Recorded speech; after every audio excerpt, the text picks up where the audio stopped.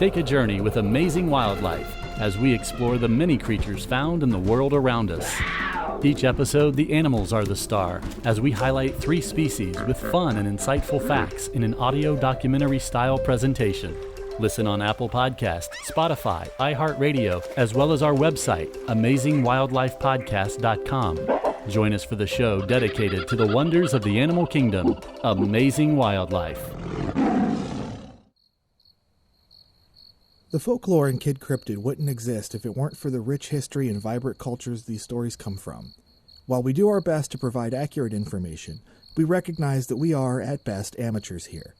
This podcast is best considered for entertainment purposes only, and it comes from a place of love and respect for the peoples behind the lore. Now, on with the show.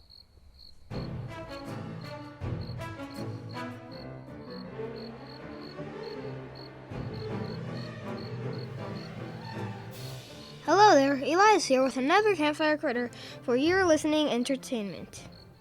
This week I present to you the Jackalope. Haven't you mentioned the Jackalope before? Like, for being similar to the Wolpertinger? Yep, and I'll get to that in a bit. But first I want to talk about where it comes from. If you ever visited the American West, you've probably seen a jackalope.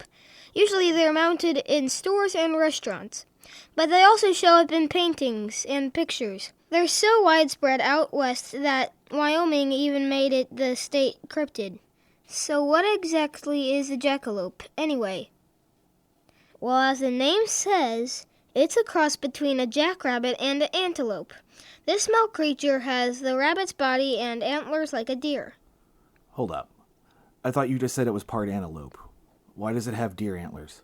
That's a very good question, and one I don't have an answer to. But would you really prefer that it be called the jack deer? No, I guess not.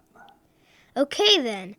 Anyway, the jackalope is supposed to be faster and stronger than either of the animals it comes from. This makes them not only extremely hard to catch, but dangerous as well. They may look cute and cuddly, but jackalopes can put up one heck of a fight if cornered. They'll kick and bite, and they're not afraid to use those antlers either. They're not impossible to catch, though. Apparently, they really like whiskey, so you can use that as a bait and then catch them after they've had some to drink. So, kind of like the Wolpertinger, except you get the animal drunk instead of yourself. Pretty much. Also like the Wolpertinger, jackalopes like to play tricks.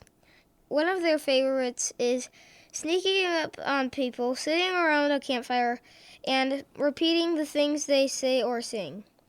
See, jackalopes are able to mimic human speech, so they make it sound like a weird echo coming from somewhere in the dark. And lastly, like the Wolpertinger, the jackalope is a creation of taxidermy.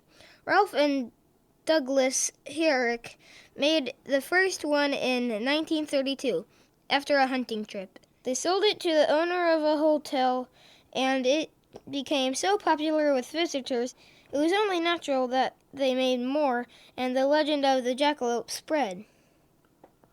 So the whole thing's a fake then? Well, not entirely. Jackrabbits can actually get a virus that causes horn-like things to grow from their head.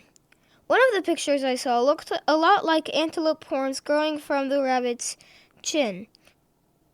Also, creatures similar to the jackalope have been documented all around the world, dating back to the 1500s.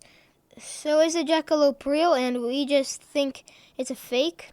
Or is it just a case of spotting sick rabbits? Who knows? But I do think the jackalope convincing people it was fake would be exactly the kind of prank they would play. Fair point.